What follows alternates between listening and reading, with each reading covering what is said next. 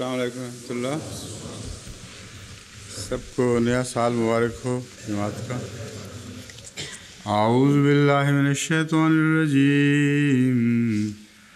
بسم اللہ الرحمن الرحیم.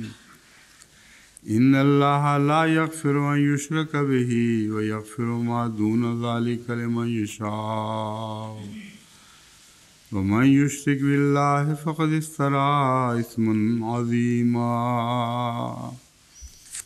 اس آیت کی تشریح کا ایک بڑا حصہ گزر چکا ہے اور کچھ ابھی باقی تھا. حضرت اقدس مسیح موعود علیہ السلام کا ایک اقتباس میں پڑھ رہا تھا، اور اس کے علاوہ اس آیت سے کی طرف جو غلط باتیں منسوب کی گئی ہیں ان کا بڑا حصہ پہلے گزر چکا ہے. ان میں سے بعض ایسی ہیں جو بعض دوسری آیات سے رد کرنے کی محتاج ہیں. میں انشاءاللہ آج اس پر بحث کروں گا.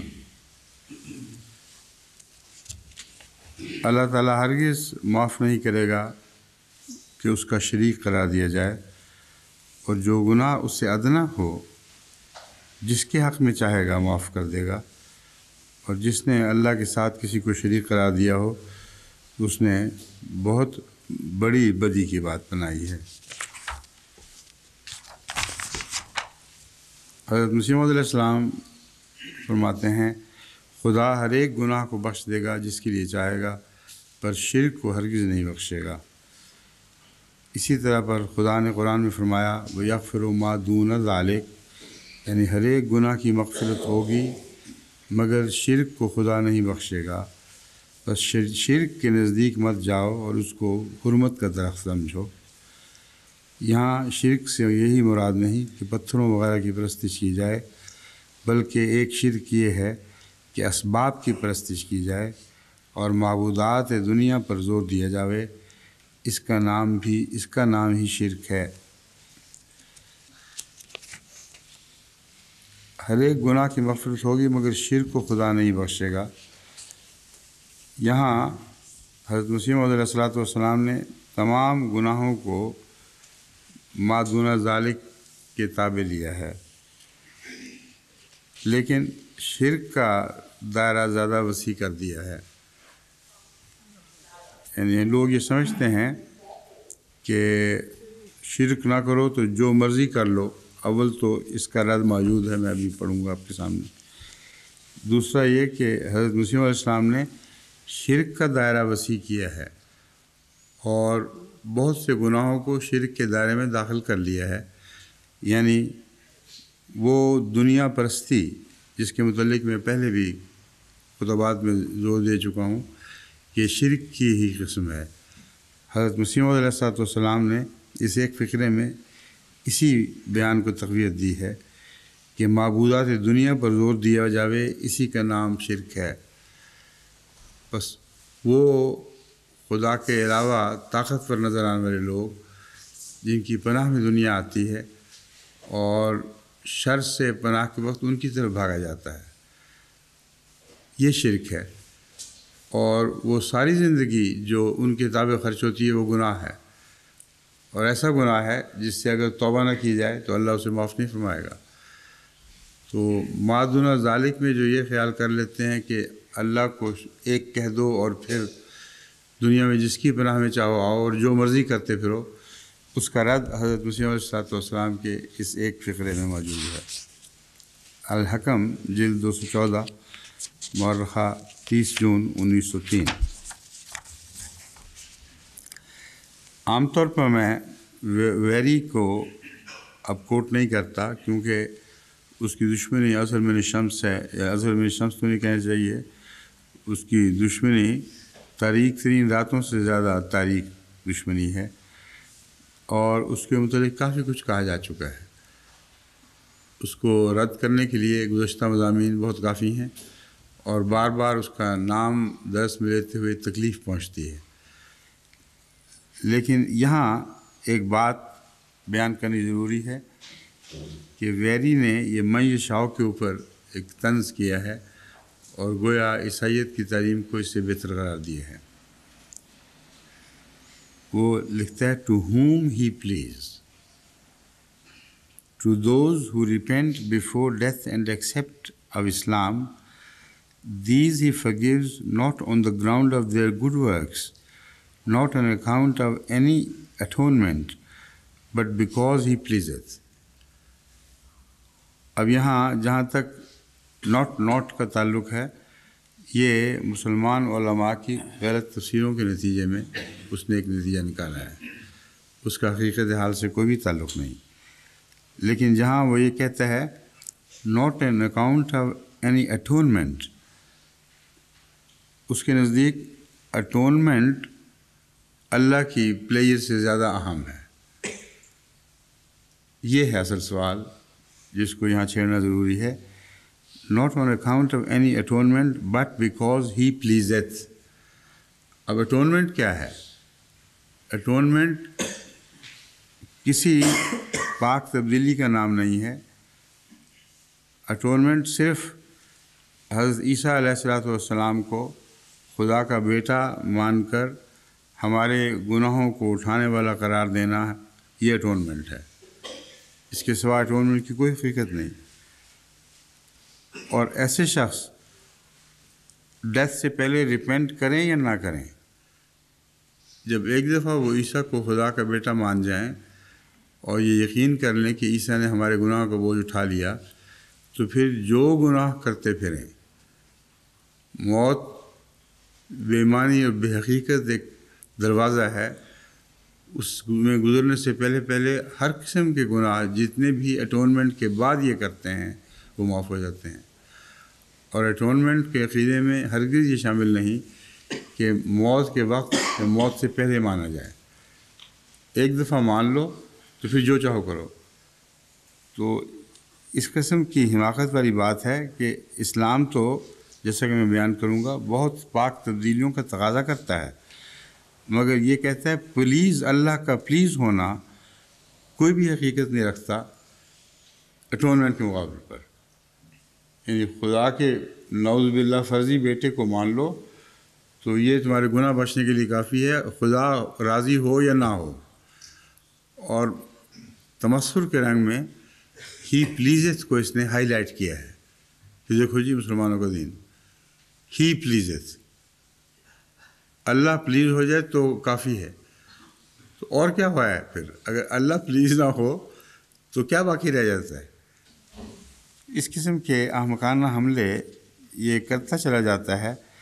لیکن جیسا کہ میں نے ہی پلیزeth کی تشریح کی تھی، پلیزeth سے مراد خدا کی رضا ہے، اور خدا کی رضا گناہ گاروں کو نصیب نہیں ہوتی. یہ ایک قطعی حقیقت ہے.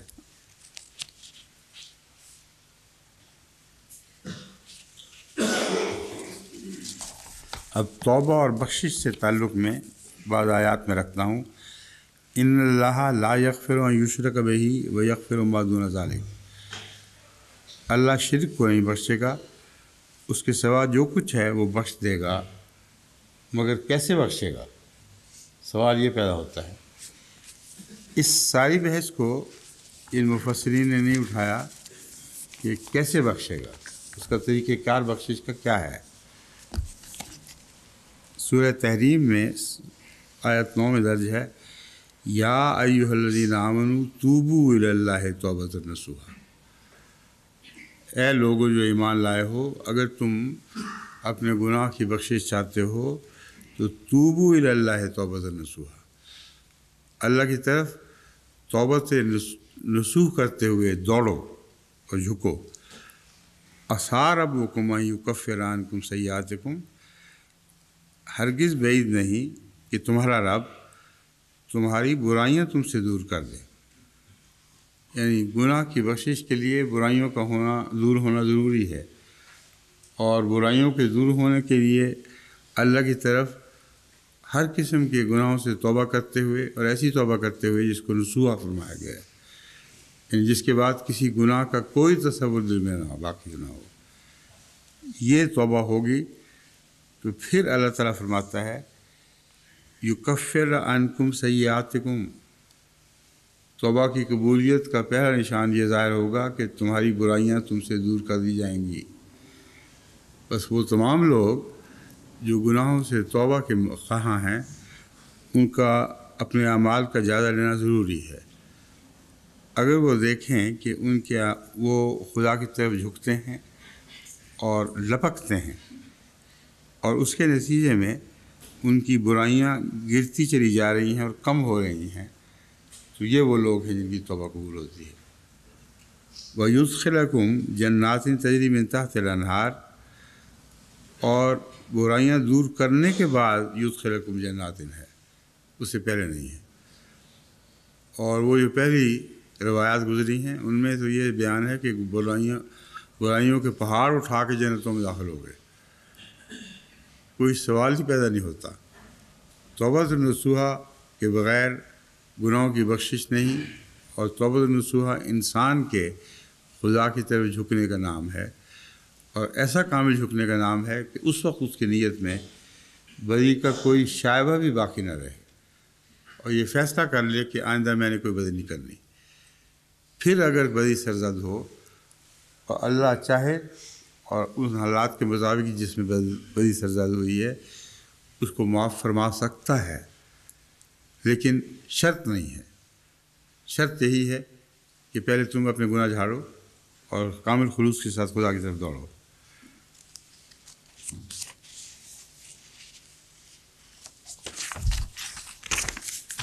آگے سورہ النساء آیت 19 اور 18 میں توبہ کے مضمون کی تفسیر یوں درج ہے: انما التوبۃ علی اللہ للذین یعملون السوء بجہالۃ ثم یتوبون من قریب فاولئک یتوب اللہ علیہم۔ یہ خیال کہ لا الہ الا اللہ کہہ دو اور پھر گناہوں میں ملوث ہو جاؤ اور ریت کے ذروں کے برابر تمہارے گناہوں کے بوجھ اٹھا لو، اس خیال کو یہ آیت بالکل باطل قرار دے رہی ہے۔ اس میں بہت دلچسپ انداز میں توبہ کرنے والوں کی کچھ اور توبہ قبول ہونے والوں کی کچھ شرطوں کا ذکر ہے۔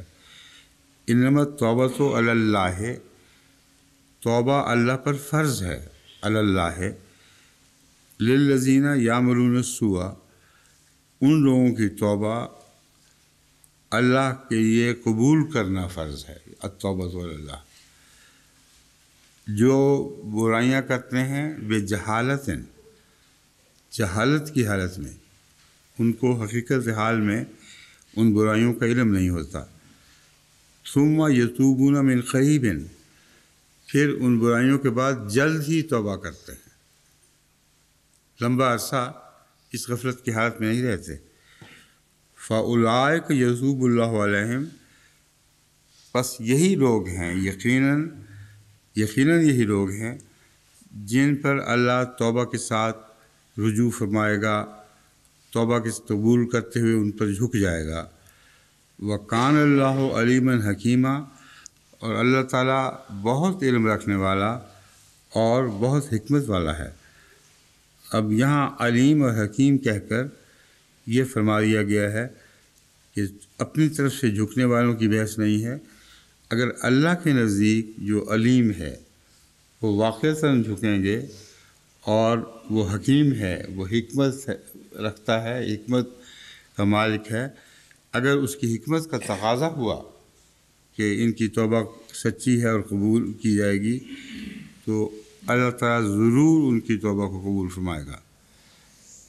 وَلَيْسَتِ التَّوْبَةُ لِلَّذِينَ يَعْمَلُونَ السَّيِّئَاتِ، ان لوگوں کی توبہ قبول نہیں ہوگی، ہرگز ان کی کوئی توبہ نہیں ہے۔ یعملون السیئات، وہ لوگ جو برے عمل کرتے چلے جاتے ہیں، حتیٰ اذا حضر احدہم الموت، یہاں تک کہ ان میں سے کسی ایک تک موت آ جائے، موت اس تک آ پہنچے، قال انی تبت الآن، وہ کہہ دے کہ اب میں نے توبہ کر لی۔ کل کے درس میں نے بیان کیا تھا کہ موت کے وقت توبہ نہیں ہوا کرتی، اور یہ جاہل لوگ جو کہتے ہیں کہ اس کو کہہ دو لا الہ الا اللہ تو توبہ قبول ہو گئی، یہ قرآن کے بالکل منافی باتیں کرتے ہیں۔ ان لوگوں کی توبہ کسی قیمت پہ قبول نہیں ہوگی، برائی کرتے ہیں حتیٰ اذا حضر احدہم الموت، یہاں تک کہ موت ان تک آ پہنچے، قال انی تبت الآن، وہ کہہ دے کہ اب میں نے توبہ کر لی۔ وللذین یموتون وہم کفار، ان کی توبہ بھی قبول نہیں ہوگی جو مریں اس حالت میں کہ وہ اللہ کا انکار کرنے والے ہوں۔ اولئک اعتدنا لہم عذابا عظیما، یہ وہ لوگ ہیں جن کے لیے ہم نے دردناک عذاب تیار کر رکھا ہے۔ وَمَن يَعْمَلْ سُوءًا أَوْ يَظْلِمْ نَفْسَهُ ثُمَّ يَسْتَغْفِرِ اللَّهَ يَجِدِ اللَّهَ غَفُورًا رَحِيمًا، اور جو کوئی بھی برائی کرے اور یظلم نفسہ، یا اپنے نفس پر ظلم کرے، یہاں ظلم سے مراد جیسا کہ اکثر لیا گیا ہے شرک ہے۔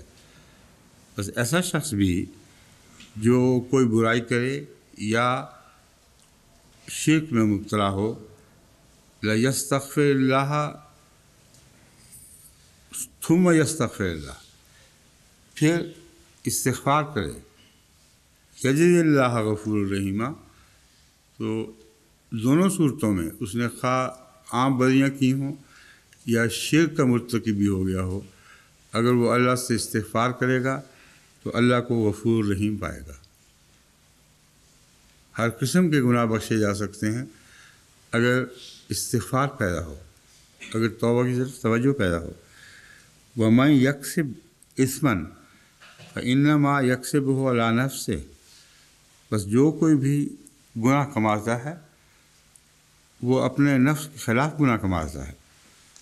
وَکان اللہ علیما حکیما، اور اللہ تعالیٰ بہت جاننے والا اور حکیم۔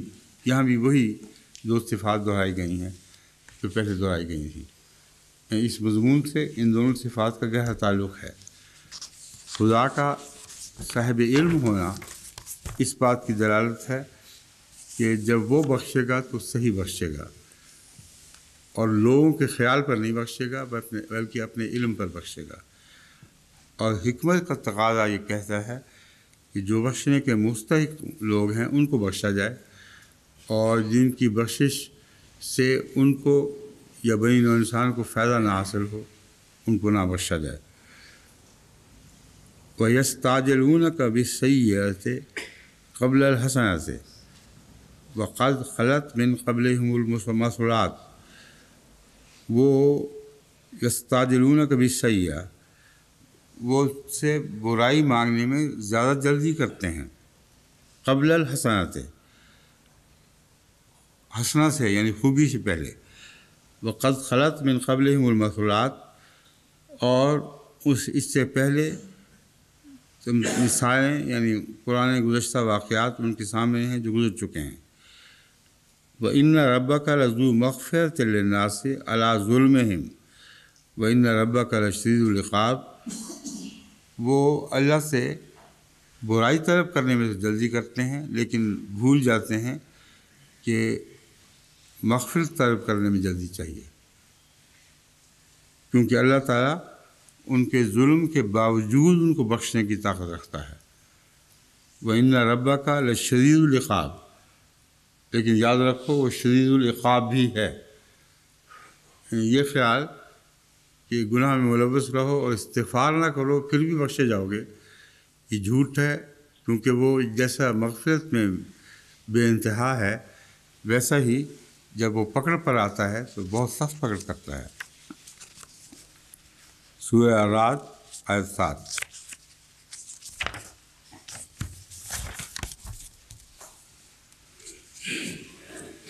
حامیم تنزیل الکتاب من اللہ العزیز العلیم غافر الذنب وقابل التوب شدید العقاب ذی الطول لا الہ الا هو الیہ المصیر۔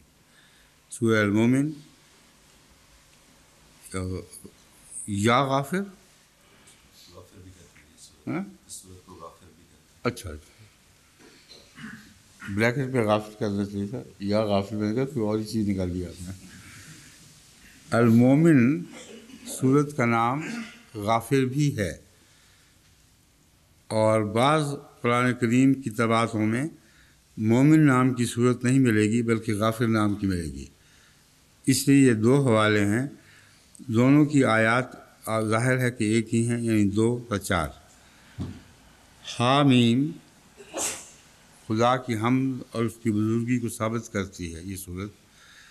تنزیل الکتاب من اللہ العزیز العلیم، کتاب کا نزول ہے اللہ کی طرف سے جو عزیز اور علیم ہے، غالب حکمت والا اور جاننے والا ہے۔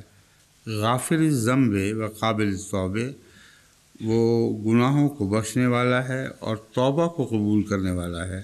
شدید العقاب، ذی الطول، بہت احسان کرنے والا ہے۔ ذی الطول، شدید العقاب کا مطلب ہے پکڑ میں سخت ہے، ذی الطول بہت احسان کرنے والا ہے۔ لا الہ الا ہو الہ المصیر، اللہ کے سوا اور کوئی معبود نہیں، اسی کی طرف لوٹ کے جانا ہے۔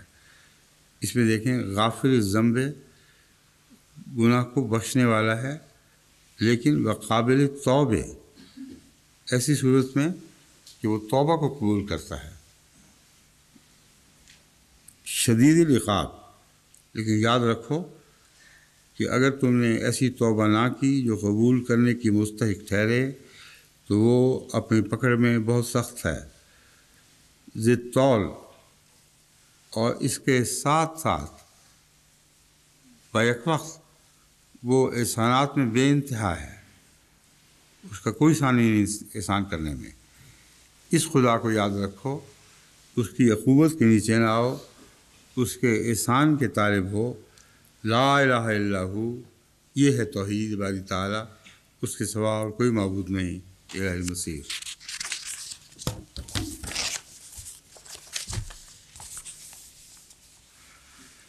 وَإِذَا جَاءَكَ الَّذِينَ يُؤْمِنُونَ بِآيَاتِنَا فَقُلْ سَلَامٌ عَلَيْكُمْ كَتَبَ رَبُّكُمْ عَلَىٰ نَفْسِهِ الرَّحْمَةَ، اور جب تیرے پاس وہ لوگ آئیں جو ایمان لے آئے ہیں، بے آیاتنا،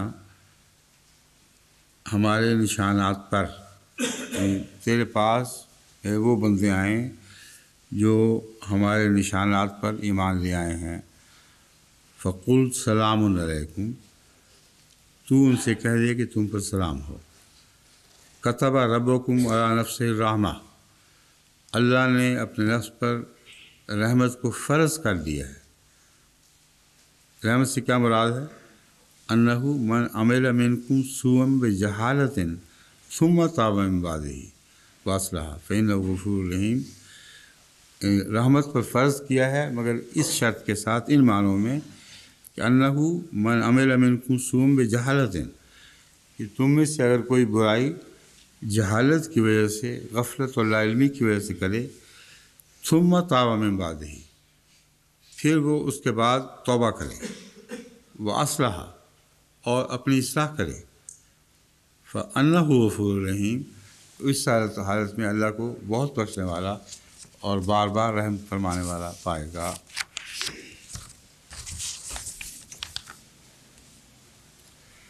سورہ النحل آیت 120 بھی بالکل یہی مضمون بیان کر رہی ہے۔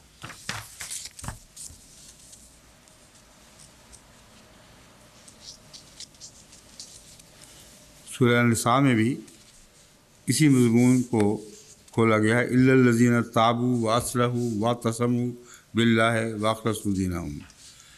اس میں ایک اور شرط بڑھائی گئی ہے، سوائے ان لوگوں کے، وہ لوگ جو جہنم کے سب سے ذلیل حصے میں ہوں گے، ان میں استثناء کن لوگوں کا ہوگا جو وہ حرکتیں کرتے ہیں جس کی وجہ سے وہ جہنم میں جائیں گے، ان لوگوں کا استثناء ہوگا ان میں سے، الا الذین تابوا، جنہوں نے توبہ کی، واصلحوا، اور اپنی اصلاح کی۔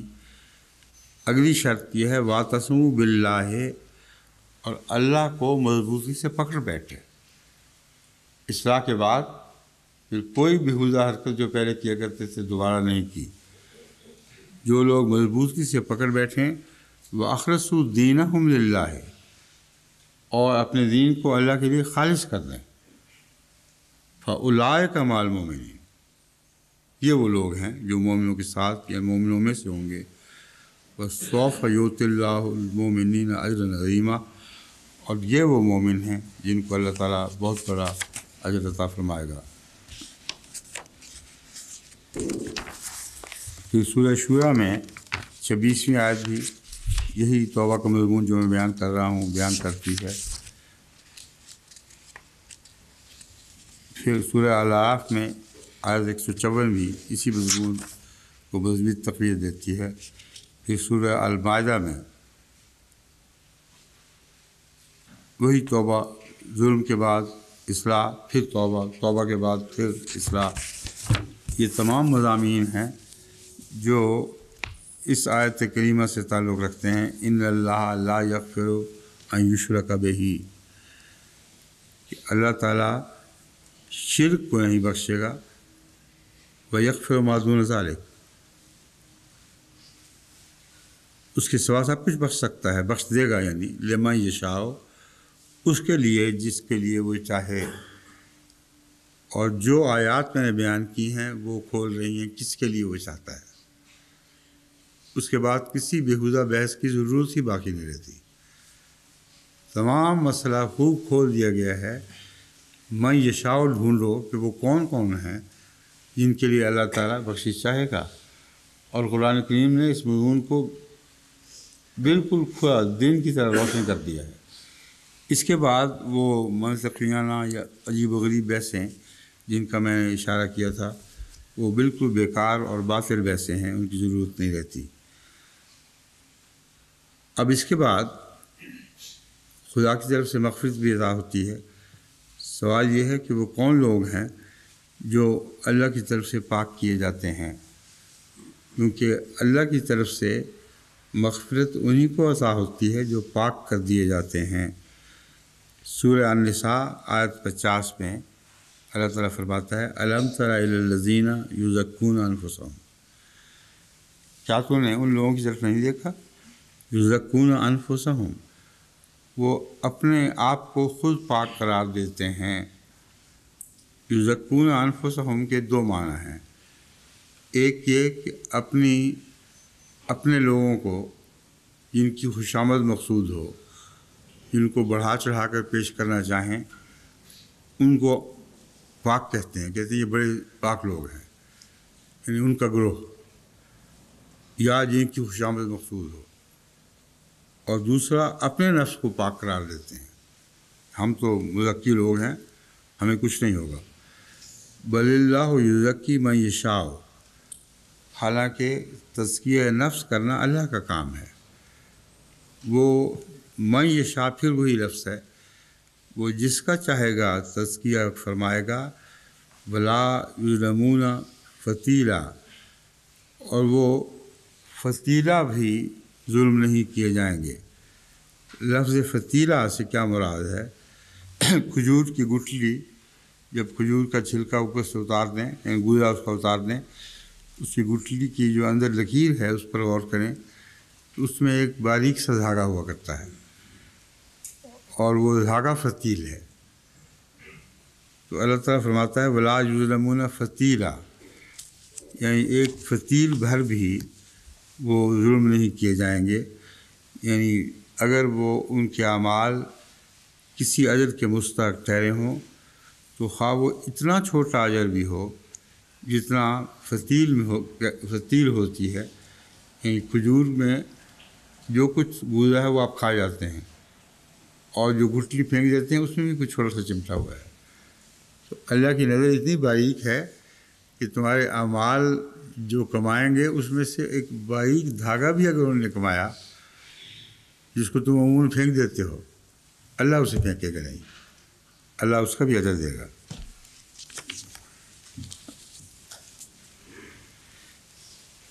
یہی آیت جس میں نے کہا یزکون انفسہم، دوسری جگہ یوں بیان ہوئی ہے فلا تزکوا انفسکم هو اعلم بمن اتقی.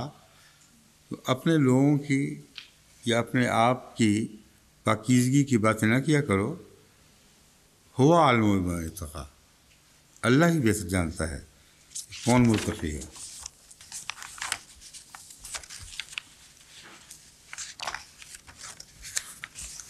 یہ جو پوری آیت ہے اللہ بہتر جانتا ہے، وہ یوں ہے.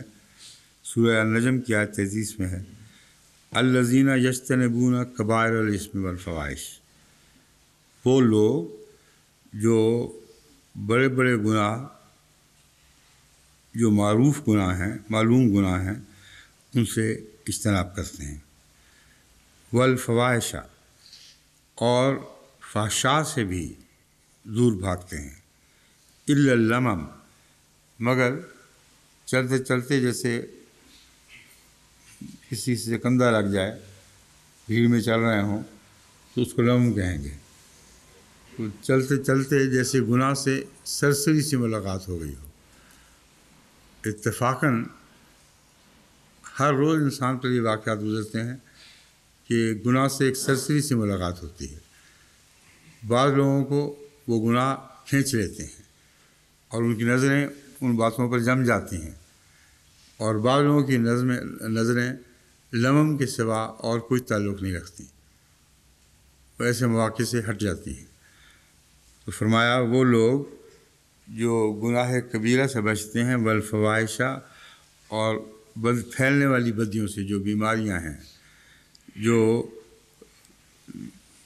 ایسی بیماریوں کی طرح جو سارے معاشرے میں پھیل جاتی ہیں اور ایک دوسرے سے لگتی چلی جاتی ہیں، جیسے نزلہ، زکام، کھانسی، ہر قسم کی چیزیں جو جب پھیلیں تو متصدی صورت میں دوسروں کو بھی لگ جایا کرتی ہیں. الا اللمم، ان دونوں چیزوں میں لمم سے زیادہ ان کا کوئی تعلق نہیں ہوتا. ان ربک واسع المغفرت، تیرا رب بہت وسیع مغفرت والا ہے.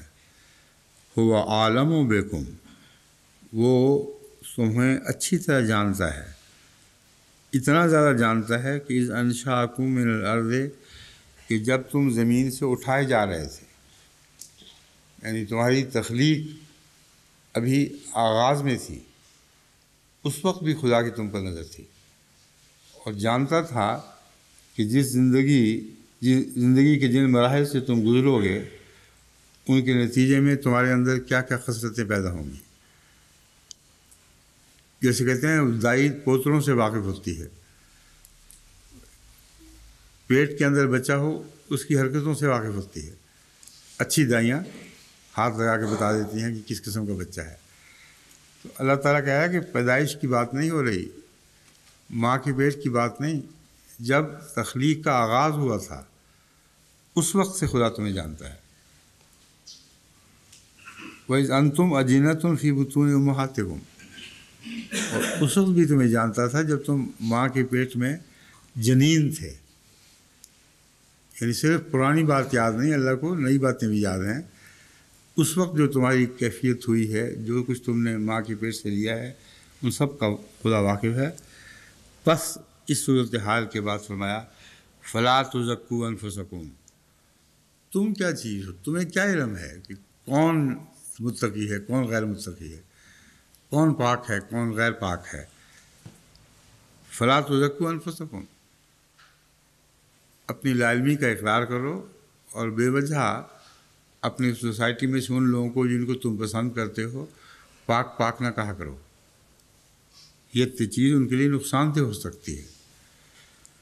هو عالم بمن اتقی، وہ جانتا ہے کہ جس نے تقوی اختیار کیا. یہاں زکا کے مقابل پر تقیٰ کا ذکر ہے، اور یہ وہ بنیادی بات ہے جو سمجھنے کے لائق ہے.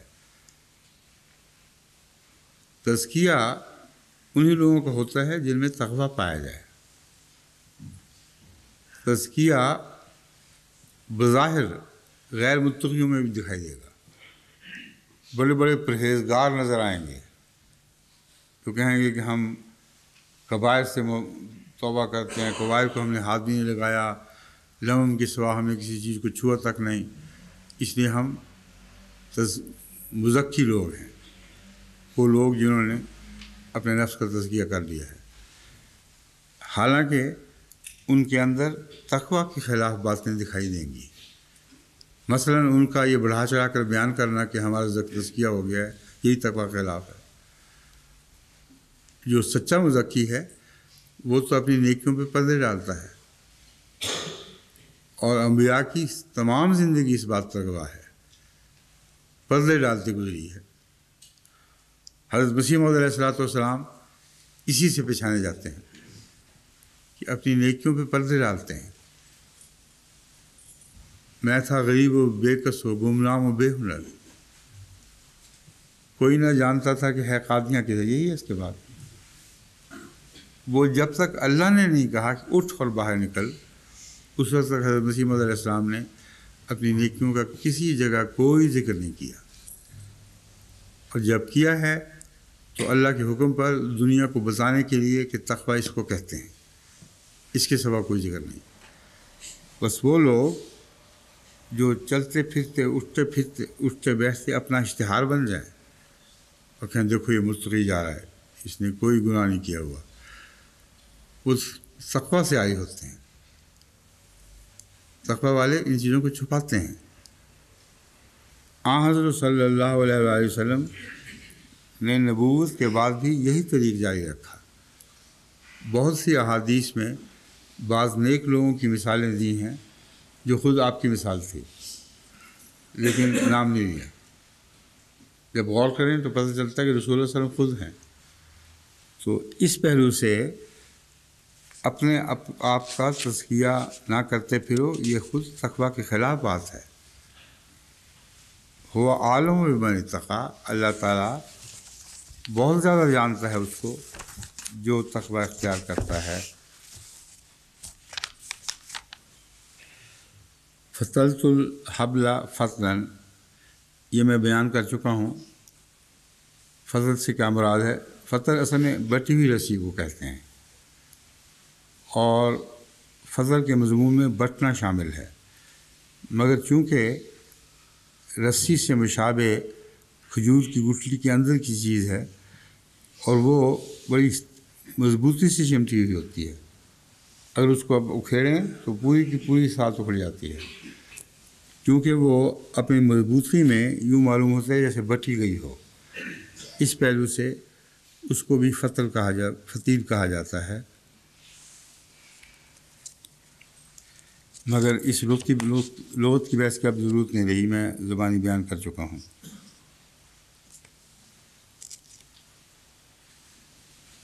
اقرب الموارد نے اور مفردات نے دونوں نے یہی معنی بیان کیے ہیں۔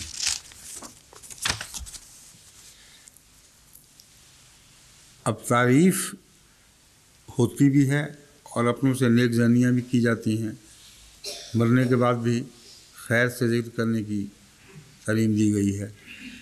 تو یہ کون کون سی احتیاطیں ہیں جن کے ساتھ تعریف جائز قرار دی جا سکتی ہے؟ اس میں ایک حدیث ہے صحیح بخاری کتاب الادب سے، جو ابو موسیٰ سے بیان ہے۔ ابو موسیٰ بیان کرتے ہیں کہ حضرت صلی اللہ علیہ وآلہ وسلم نے ایک شخص کو دوسرے ایک شخص کی تعریف میں مبالغہ کرتے سنا۔ فرمایا تم نے ہلاک کر دیا یا تم نے اس آدمی کی کمر توڑ دی۔ بس ایسی تعریفیں جو مظاہرت کی خاطر کی جائیں اور جن میں انسان گویا خدا کی طرح عالم الغیب ہونے کا دعویٰ کر بیٹھے، یعنی عملاً، اور کسی شخص کو بڑھا چڑھا کر بیان کہ وہ بڑا بزرگ آدمی ہے، وہ کہہ کہ نہیں وہ فلاں بزرگ ہے، کہ نہیں جی نہیں تمہیں نہیں پتہ وہ بہت بڑا بزرگ ہے۔ ایسی باتیں نہ صرف انسان کو بلکہ ساری قوم کو ہلاک کر دیتی ہیں اور جھوٹی پیر پرستیوں کی نشو و نما کرتی ہیں اور جبہ و دستار کی طرف دوڑاتی ہیں۔ حضرت صلی اللہ علیہ وآلہ وسلم کی باریک نظر نے اس خطرے کو بھانپ لیا اور فرمایا تو نے اسے ہلاک کر دیا، جس کی تم نے ایسی تعریفیں کی ہیں تم نے اس کا کچھ بھی نہیں چھوڑا۔ دوسری جگہ قوم کو ہلاک کر دیا کہ الفاظ بھی رسول اللہ صلی اللہ علیہ وسلم نے فرمائے ہیں، یعنی جس نے کسی شخص کی ایسی تعریفیں کی اس نے گویا ساری قوم کو ہلاک کر دیا۔ یعنی وہ لوگ جو ان تعریفوں کے جھوٹے اثر سے ایک غلط دکھاوے والے انسان کے پیچھے دوڑ پڑیں گے، ساری قوم ہی ہلاک ہو جائے گی، اور ایسی قوم میں جھوٹی باتوں کو اچھی باتیں سمجھا جائے گا، دکھاوے کو ہی نیکی سمجھ لیا جائے گا۔ بس اس پہلو سے یہ ایک انتہائی خطرناک رجحان ہے جس سے جماعت کو توبہ کرنی چاہیے۔ ہرگز ایسی تعریفوں میں ملوث ہونے کی ضرورت نہیں جیسے جی ہمارے ہاں فلاں شخص صاحب جو ہیں نا وہ تو بڑے نہیں. بعض لوگوں نے کہا یہ تو نور الدین ہے، اس کو تو حضرت خلیفۃ الاول سے مشابہت ہے. کسی نے کچھ کہا، کسی نے کچھ کہا، اور وہ ساری خبریں مجھے پہنچتی رہتی ہیں. میں ان کو سمجھانے کی کوشش کرتا ہوں کہ خدا کا خوف کرو، تم کون ہوتے ہو نور الدین بنانے والے؟ اللہ بناتا ہے جسے نور الدین بناتا ہے، اور تمہارے فتووں سے کوئی بھی فائدہ نہیں ہوگا مگر وہ شخص ہلاک ہو جائے گا. اس کو اپنے متعلق غلط فہمی پیدا ہوگی، اور واقعتاً ہلاک تو اللہ تعالیٰ نے بچا لیا دعاؤں سے، مگر بار بار ثابت ہوا کہ وہ نور الدین بہرحال نہیں ہے، کیونکہ نور الدین کی صفات سے برعکس صفات اس کی بدننگی ہوتی رہیں. بس یہ میں سمجھا رہا ہوں کہ اپنے ہاں شرک کے بت نہ بنا بیٹھو. جگہ جگہ جب تم بت بناؤ گے تو یہ شرک ہے جسے پھر بخشا نہیں جائے گا، اور تم بھی ہلاک ہوگے اور اپنے ساتھ دوسروں کو بھی ہلاک کر لو گے.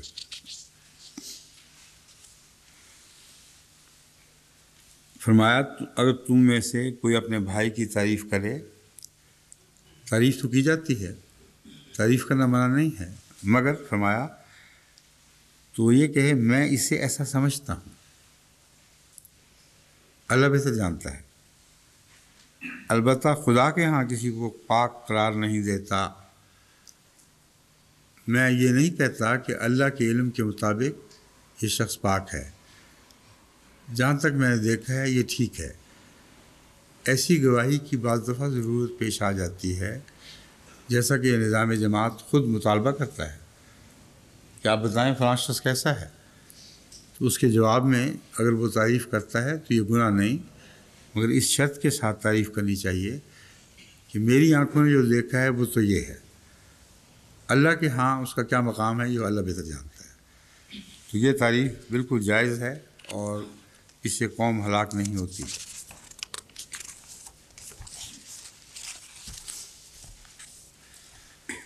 حضرت صلی اللہ علیہ وآلہ وسلم نے ایک اور موقع پر یہ فرمایا، یہ سنن ابن ماجہ کتاب الادب باب المدح سے لی ہوئی ہے، یہ روایت لی گئی ہے. معاویہ کہتے ہیں کہ میں نے رسول اللہ صلی اللہ علیہ وسلم کو یہ فرماتے ہوئے سنا، ایک دوسرے کی خوشامد کرنے سے بچو، یہ تو ذبح کرنا یعنی ہلاکت ہے. جب تم ایک دوسرے کی خوش آمدیں کرتے ہو اور خوشامد کی خاطر اس کی نظر میں اچھا بننے کے لیے اس کی تعریفوں میں مبتلا ہو جاتے ہو تو یہ ذبح کرنے کے مترادف ہے. یعنی دونوں معنی اس میں اس ذبح کے لفظ کو کھلا چھوڑ دیا گیا ہے. فرمایا فَإِنَّهُ ذِبْحُ، بس یہ ذبح ہے. اب ذبح میں قوم کا ذبح بھی شامل ہے، ایسے شخص کا بھی ذبح شامل ہے، تعریف کرنے والے کا ذبح بھی شامل ہے، اور جس کی گئی ہے اس کا ذبح بھی شامل ہے. تو ایک لفظ الذبح کہہ کر رسول اللہ صلی اللہ علیہ وسلم نے یہ سارے معنی اس مضمون میں داخل فرما دیے.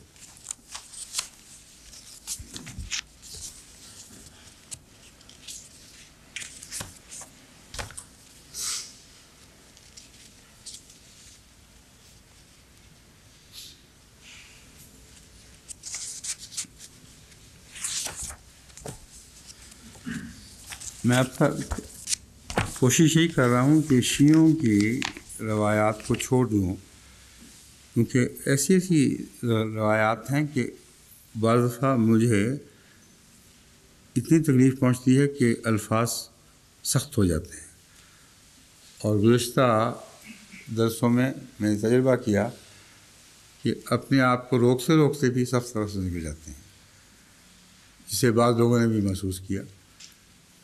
اس لیے میں حتی المقدور اس سے اجتناب کرتا ہوں. سخت لفظوں کا نکل جانا دراصل اس تعلق کی بنا پر ہے جو حضرت ابو بکر صدیق رضی اللہ تعالیٰ عنہ، حضرت عمر اور حضرت عثمان سے ایک سچے مومن کو ہونا چاہیے. جب ان کے خلاف بدزبانی سنو گے اور قرآن کے حوالے سے سنو گے تو طبیعت کا اشتعال ایک بے اختیاری چیز ہے.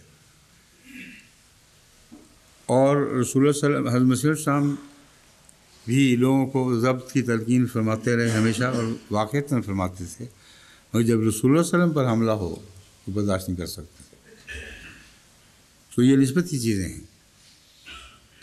طبیعت کا ہجان اپنے پیاروں کے خلاف باتیں سننے سے ایک طبعی امر ہے، لیکن یہاں میں آپ کو پھر ایک دفعہ یاد کرا دوں کہ بالکل بھول ہی نہ جائیں کہ شیعہ حضرات کیا کیا حرکتیں کرتے ہیں۔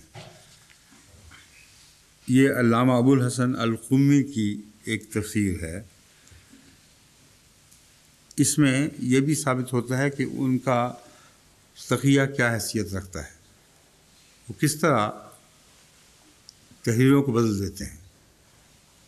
کہ اس لیے میں کہہ رہا ہوں کہ میں نے جو پہلے حوالے دیے تھے، ہمارے لٹریچر میں جو حوالے ملیں گے ان میں بعض جگہ آپ تبدیلی دیکھیں گے، آپ سمجھیں گے کہ حوالہ دینے والے نے غلط حوالہ دیا ہے۔ وجہ یہ ہے کہ آج کل تو احتیاط ہو رہی ہے، مگر اس سے پہلے ہمارے احمدی ادب میں حوالوں کے بارے میں بے احتیاطیاں برتی گئی ہیں۔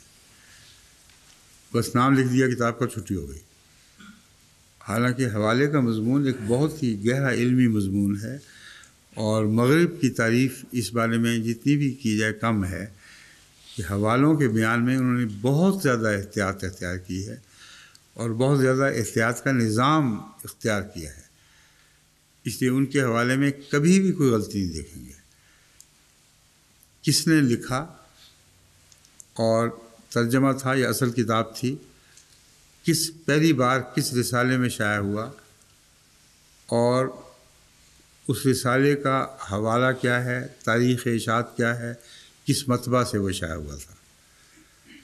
اس قسم کی باتیں جب کھول کر بیان کر دی جائیں تو حوالے کی تلاش میں کبھی غلطی بھی نہیں لگتی، اور حوالے کا مضمون غلط نہیں ہوا کرتا۔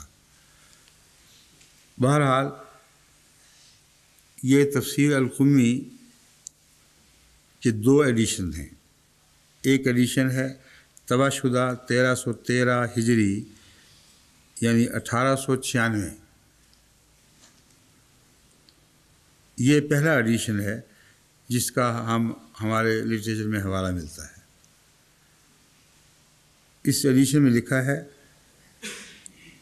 یہ ان لوگوں کا ذکر ہے جنہوں نے اپنے آپ کو صدیق، فاروق اور ذوالنورین کہا، یعنی یزکون انفسہم، کہ وہ اپنے آپ کی تعریف کرتے ہیں اور اپنے آپ کو پاک قرار دیتے ہیں۔ کہتے ہیں یہ ان لوگوں کا ذکر ہے، نعوذ باللہ من ذالک، جو اپنے آپ کو صدیق، فاروق اور ذوالنورین کہا، حالانکہ صدیق اور فاروق اور ذوالنورین لوگوں نے کہا، اور ان میں سب سے آگے پیش حضرت علی رضی اللہ تعالیٰ عنہ ہے۔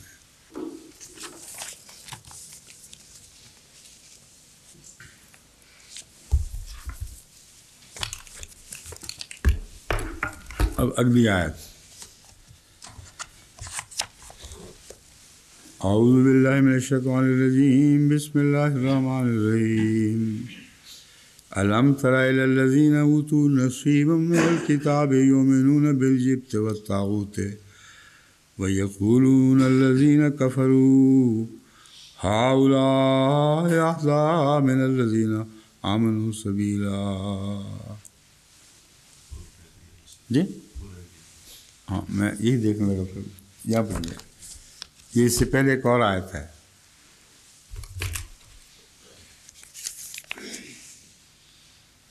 فلا تزکوا یزکون انفسہم والی آیت ہے نا، اس کے بعد یہ آیت آتی تھی، انظر کیف یفترون علی اللہ الکذب وکفی بہ اثما مبینا۔ انظر کیف یفترون علی اللہ الکذب، دیکھ وہ اللہ پر کیسا جھوٹ افطرا کرتے ہیں۔ اب بات کس کی ہو رہی ہے؟ یہود خصوصاً اور اہل کتاب عموماً، ان کی باتیں چل رہی تھیں۔ اسی تعلق میں یہ تزکیہ نفس والا مضمون بیان ہونا شروع ہوا۔ اسی تعلق میں یہ آیت بھی ہے کہ دیکھو وہ جب ہم یہ کہتے ہیں کہ اللہ کسی کا تزکیہ کرتا ہے تو انہوں نے یہاں بھی افطرا سے کام لینے سے پرہیز نہیں کیا۔ قرآن کریم نے بیان کر دیا نا کہ اللہ جس کو چاہے تزکیہ اس کا تزکیہ فرماتا ہے۔ تو یہود کی بہت سی ایسی جماعتیں تھیں اور ابھی ہوں گی جو یہ بیان کرتی تھیں کہ ہمارا تزکیہ ہوا ہے، پہلے ہی سے ہم اللہ کے نزدیک مزکی ہو چکے ہیں۔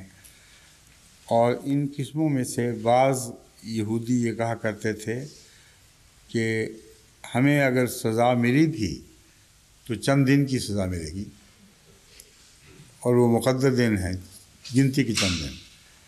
جس طرح عیسائیوں نے حضرت عیسیٰ علیہ السلام کو 3 دن کے لیے جہنم میں جھونکنے کی نعوذ باللہ ناپاک کوشش کی، اسی طرح یہودی بھی چند دن کی جہنم کہتے ہیں، مگر دوسرے کو نہیں، اپنے آپ کو اس جہنم میں جھونک کر بہت جلدی وہاں سے نکل آتے ہیں۔ وہ کہتے ہیں ہمارا تزکیہ ہو گیا۔ پھر ان میں سے ایسے بھی تھے جو یہ دعویٰ کرتے تھے کہ ہم بچوں کی طرح پاک ہیں، اور جب سوال کیا کرتے تھے مسلمانوں پر کہ یہ بچے جو پیدا ہوتے ہیں پاک نہیں ہیں؟ پاک ہیں۔ تو دیکھو ہم بھی پاک پیدا ہوئے ہیں، اور اس پاکی کو کوئی تبدیل نہیں کر سکتا۔ یعنی یہودی بچے پاک ہیں صرف، گویا باقی بچے پاک نہیں۔ اگر باقی بچوں کو پاک مانا جائے تو پھر ہر شخص اپنے مذہب میں جو پیدا ہوگا وہ پاکیزہ ہی رہے گا، پاکیزہ ہی اٹھے گا، پاکیزہ ہی مرے گا۔ قرآن کریم نے جو بیان فرمایا ہے بچوں کی پاکی کا، وہ یہ مضمون نہیں ہے فَأَبَوَاهُ يُهَوِّدَانِهِ اور يُنَصِّرَانِهِ۔ ایسے بچے پیدا تو پاک ہوتے ہیں، اس وقت تو یہودی نہیں ہوتے، اس وقت تو عیسائی نہیں ہوا کرتے، ان کی فطرت پاک ہے، اللہ نے جس پاک فطرت پہ ان کو پیدا کیا اسی طرح ہوتے ہیں۔ ان کے ماں باپ جب وہ بڑے ہوتے ہیں اس وقت ان کو یہودی بناتے ہیں، یعنی جب یہودی بنا دیتے ہیں ناپاک کر دیتے ہیں، تو یہ مراد ہے۔ اور یونسرانی، یا غلط مذہب پڑھا کر ان کی پاکی پر حملہ کر دیتے ہیں، وہ پھر پاک نہیں رہتے، اس طرح معصوم نہیں رہتے جس طرح پیدا ہوئے تھے۔ اس مضمون پر میں نے گزشتہ سال تفصیل سے روشنی ڈالی تھی، اس لیے اب اس کو زیادہ آگے نہیں بڑھاتا۔ اب میں آپ کو بتاتا ہوں کہ یہود کی افتراء کی باتیں کون کون سی ہیں جن کی طرف من جملہ یہ آیت اشارہ کر رہی ہے۔ انظر کیف یفترون علی اللہ الکذب۔ ظاہر بات ہے کہ تزکیہ سے تعلق رکھنے والی ایسی باتیں ہیں جو خدا پر افتراء باندھتے ہوئے اس کی طرف منسوخ کرتے ہیں۔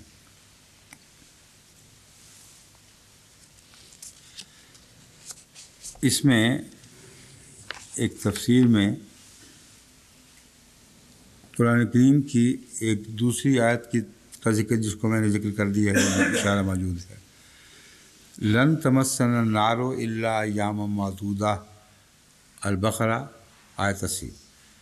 وہ یہ کہا کرتے تھے کہ سوائے چند دن کے ہمیں آگ نہیں چھوئے گی۔ اور دوسرا وہ یہ کہا کرتے تھے لن يدخل الجنۃ الا من کان ہودًا اور نصارا، وہ ہرگز جنت میں نہیں جائیں گے سوائے اس کے کہ جو یہودی ہو اور نصارہ ہو۔ یہ مراد نہیں ہے، یہ البقرہ کی 111 آیت ہے کہ یہودی اور عیسائی دونوں اس بات دعوے میں متفق تھے کہ ہم دونوں جنت میں جائیں گے۔ مراد یہ ہے کہ یہودی اپنی جگہ اور عیسائی اپنی جگہ ایک ہی دعویٰ رکھتے تھے۔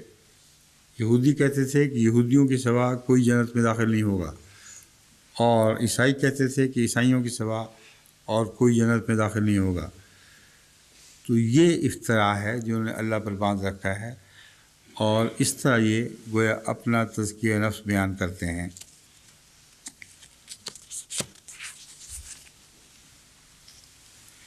بچوں کی طرح جو معصوم ہونے کا دعویٰ ہے، یہ ایک ایسی کتاب میں ملتا ہے جس کی صحت کے متعلق کچھ نہیں کہا جا سکتا، مگر مضمون ایسا ہے جو ٹھیک بھی ہو سکتا ہے، ایسا بھی ہو سکتا ہے۔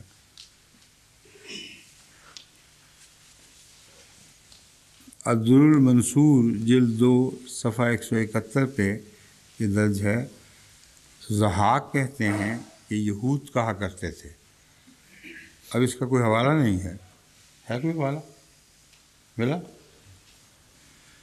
یہ تفسیروں کی مصیبت ہے، بغیر حوالے کے ایک بات رسول اللہ صلی اللہ علیہ وسلم تک پہنچا دیتے ہیں، اور یا اس زمانے تک پہنچا دیتے ہیں وہاں کیا ہوا کرتا تھا، اور ہم تلاش کرتے رہتے ہیں، کوئی حوالہ نہیں ملتا، سنی سنائی باتیں ہیں۔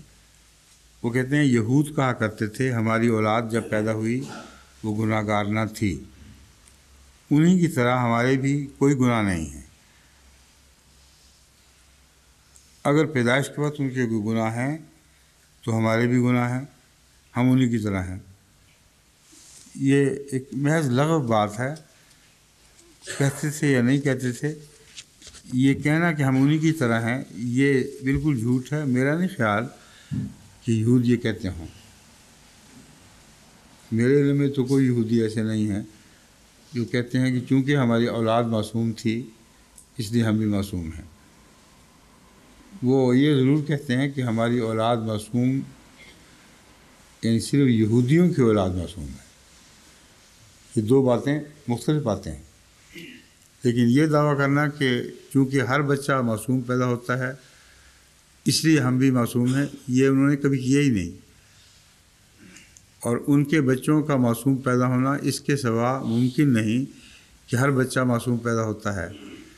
بس یہ بحث ایک بالکل لغو بحث ہے، اس کی تفصیل میں میرے خیال میں ہمیں جانے کی ضرورت نہیں ہے۔ انظر کیف یفترون علی اللہ الکذب، یہ ہمارے بورڈ کی طرف سے جو نوٹ مرتب ہوئے ہیں جن کے متعلق بیان کیا جاتا ہے کہ حضرت خلیفۃ المسیح ثانی کی عبارات سے یا ملفوظات سے یہ نوٹ تیار کیے گئے ہیں۔ اس میں یہ لکھا ہے انظر کیف یفترون علی اللہ الکذب، یہ یہودیوں کے افطراء ہے جو کہتے ہیں کہ خدا نے ہمیں مزکی کیا ہے۔ یہی بات میں پہلے بیان کر چکا ہوں، یہ افطراء ہے کہ اللہ نے ہمیں مزکی کرا دیا ہے، حالانکہ اس نے مزکی نہیں کیا، یہ اپنے پاس سے بات بنا کر اس کی طرف منسوب کر رہے ہیں، اور نتیجہ اس کے برعکس نکلے گا، یعنی مزکی تو نہیں بنیں گے لیکن جھوٹ کی پاداش میں پکڑے جائیں گے، اور جو اللہ پر جھوٹ باندھے وہ وَكَفَىٰ بِهِ، اس کے لیے یہی گناہ کافی ہے۔ مزکی یا غیر مزکی کی بحث کو چھوڑو، تھے یا نہیں تھے، لیکن اب پکڑے گئے ہیں۔ جب انہوں نے اللہ کی طرف ایک غلط بات منسوب کر دی تو ان کے لیے کافی ہے یہی بات کہ ان کو جہنم میں لے جائے۔ وَكَفَىٰ بِهِ إِثْمًا مُبِينًا، اور یہ بات جو اللہ پر افتراء کر رہے ہیں اپنے تزکیہ کے متعلق، یہ بات اپنی ذات میں اس بات کے لیے کافی ہے، اسم مبینہ، کہ ان کے خلاف ایک کھلا کھلا گناہ لکھا جائے، اور یہ کھلا کھلا گناہ ان کو جہنم میں دھکیل دے۔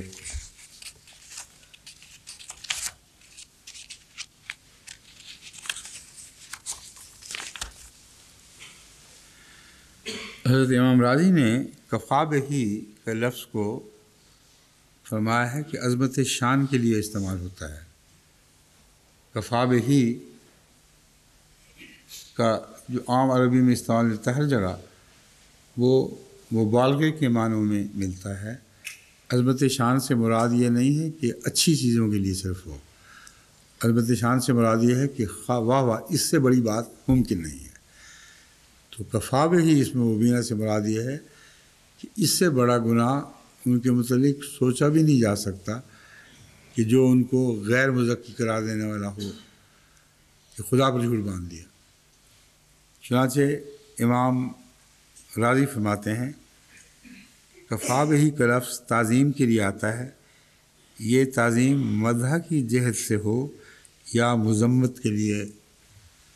مدح کے معنی میں فرمایا وَكَفَىٰ بِاللَّهِ وَلِيًّا وَكَفَىٰ بِاللَّهِ نَصِيرًا، کہ اللہ بہت کافی ہے ایک ولی کے طور پر، فکفا باللہ نصیرا، اور اللہ ایک مددگار کے طور پر بہت کافی ہے۔ اور مذمت کی مثال یہی آیت ہے جو یہاں بیان ہو رہی ہے، کفا بہی اسم مبینہ۔ تو امام رازی نے کفا بہی کے مضمون کو عربی لغت کے لحاظ سے خوب کھول دیا ہے۔ اب وہ اگلی آیت ہے جو غلطی سے میں پہلے پڑھ چکا تھا، پھر ٹھیک کر دیا گیا۔ اعوذ باللہ من الشیطان الرجیم، بسم اللہ الرحمن الرحیم۔ الم تر الی الذین اوتوا نصیبا من الکتاب یؤمنون بالجبت والطاغوت ویقولون للذین کفروا ہؤلاء اہدی من الذین آمنوا سبیلا۔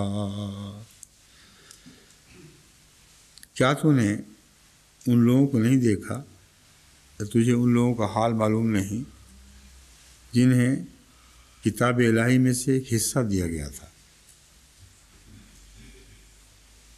کتاب الہی میں سے ایک حصہ، نصیب جو لفظ ہے اصل میں یہ اس علامتی جھنڈے سے یا سنگ میل سے نکلا ہے۔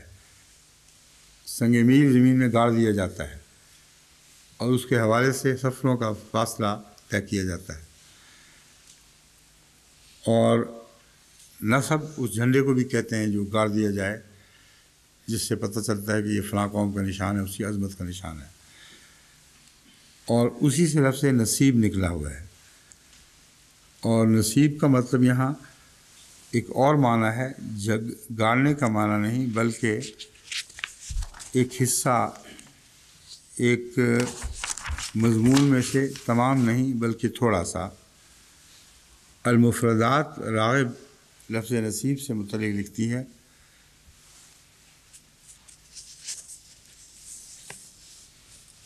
ہر وہ چیز جسے بطور علامت قرار دیا جاتا ہے۔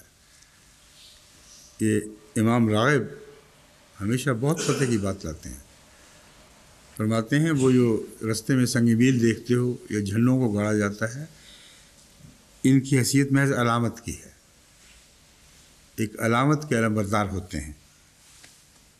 بس ہر وہ چیز جو کوئی علامت اپنے اندر رکھتی ہو وہ نصیب کہلاتی ہے۔ ہر وہ چیز جس کی اللہ کے سوا عبادت کی جائے اسے بھی نصیب کہتے ہیں، اور اس کی جمع انصاب ہے۔ یعنی نصیب کا لفظ بد معنوں میں بھی استعمال ہوتا ہے، کیونکہ وہ خدا کے سوا جس کی عبادت کرتے تھے اس کے لیے کچھ علامتیں تیروں وغیرہ کی یا نیزوں کی صورت میں مقرر کر لیا کرتے تھے۔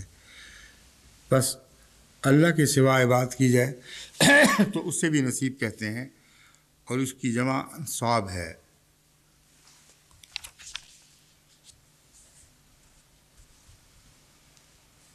اوتو نصیب من الکتاب میں یہ نصیب مراد نہیں ہے، یہ میں بتا دینا چاہتا ہوں کہ الکتاب اللہ کی طرف والا رکھتی ہے، اور یہ نصیب وہ نصیب نہیں ہے جسے جھوٹی عبادت کے لیے ایک مثال سمجھا گیا ہے۔ اصل نصیب کا امام راغب کے نزدیک وہ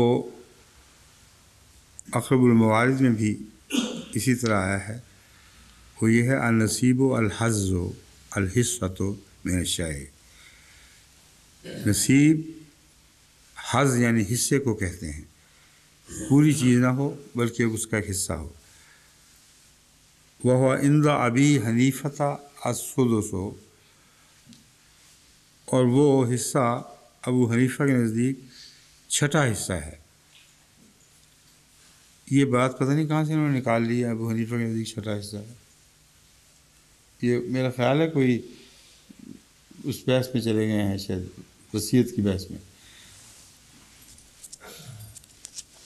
وہ جو ہے نا مختلف لوگوں کے وصیت میں حصے ہیں، وہاں نصیب کا لفظ استعمال ہوا ہے، تو یہاں معلوم ہوتا ہے اقرب الموارد کا ذہن اس طرف مائل ہو گیا ہے، اور نصیب کا وہ ترجمہ کیا گیا ہے جو خدا تعالیٰ نے حصے مقرر فرمائے ہوئے ہیں، اور وہاں امام ابو حنیفہ کا حوالہ دیا گیا ہے۔ یہاں اس آیت میں جو دو لفظ خصوصیت سے مذکور ہیں وہ قابل بحث ہیں، ان کو سمجھنا ضروری ہے۔ الجبت و طاغوت، جبت کس کو کہتے ہیں اور طاغوت کس کو کہتے ہیں؟ دیکھیں، جن کو حصہ دیا گیا تھا کتاب میں سے، اس حصے کو وہ بھلا بیٹھے ہیں، یعنی کتاب ساری دین دی گئی تھی، کتاب کا ایک حصہ دیا گیا تھا، یعنی پورا قرآن کریم ان کو عطا نہیں ہوا، بلکہ قرآنی تعلیمات کا ایک حصہ تھا جو بائبل سمیٹے ہوئے تھی۔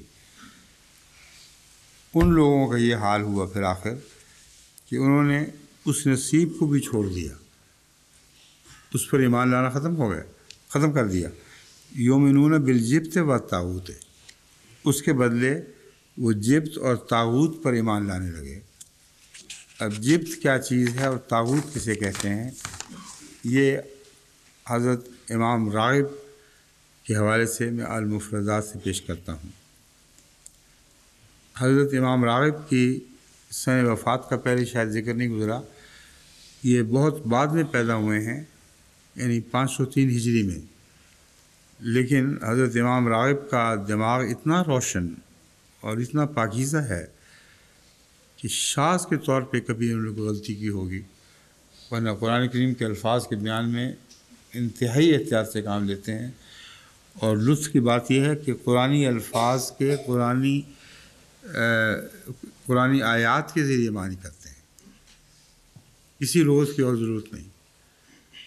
بس قرآنی لغت کیا ہے یہ سیکھنا ہو تو حضرت امام راغب سے سیکھیں، ہر لفظ کے قرآنی آیات کے سہارے سے معنی کرتے ہیں، ان میں غلطی کا کوئی سوال ہی پیدا نہیں ہوتا۔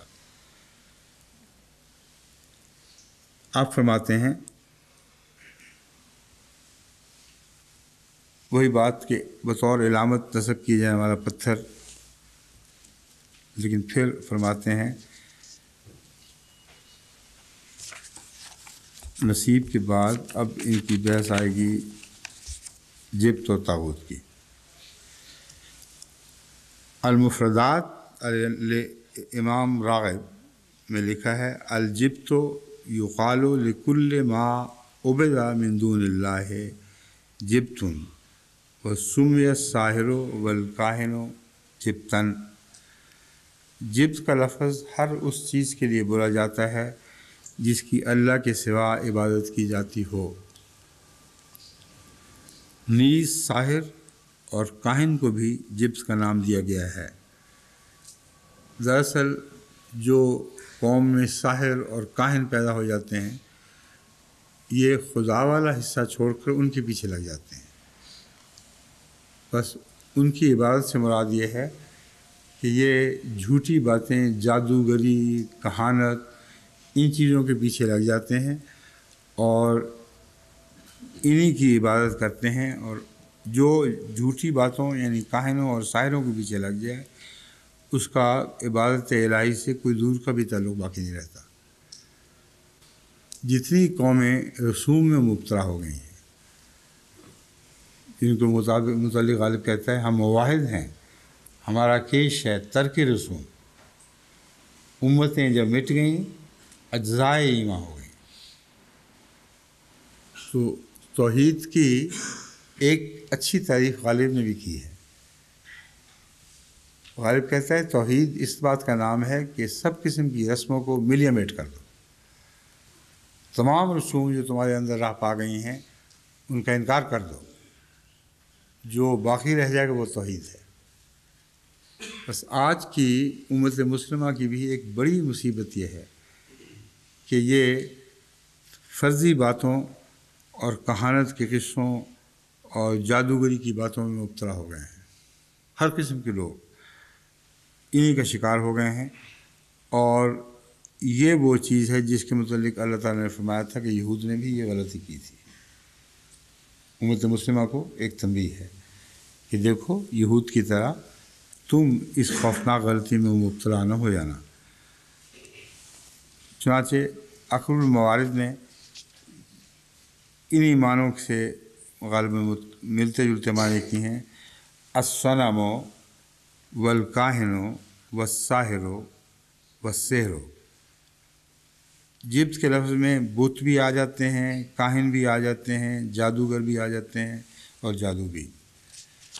अफ्रीक़ा में जमात को इसके ख़िलाफ़ बहुत बड़ा जहाद करना चाहिए, क्योंकि बावजूद इसके कि अफ्रीका अमलन नई रोशनी में दाखिल हो चुका है, लेकिन जादूगरी और कहानत ने अफ्रीका का पीछा नहीं छोड़ा। यहाँ तक कि बाज़ एमनियों के मतलब भी मुझे इत्तला मिली कि ये यकीन रखते हैं जादूगरी पे और उसके सबूत पेश करते हैं। इस आयत करीमा के बाद अगर वो फिर भी जादूगरी पे ईमान रखेंगे तो उनका ईमान से कोई ताल्लुक़ नहीं, किताब इलाही से कोई ताल्लुक़ नहीं। ये तो यहूद की बिगड़ी हुई हालत का तरीक़ था कि वो इन बातों में मुब्तला हो गए और फिर बिखरते चले गए। वक्त हो गया, उसको नोट कर लें। अच्छा हुआ मेरी नज़र पड़ गई, वरना आपने तो बताना नहीं था।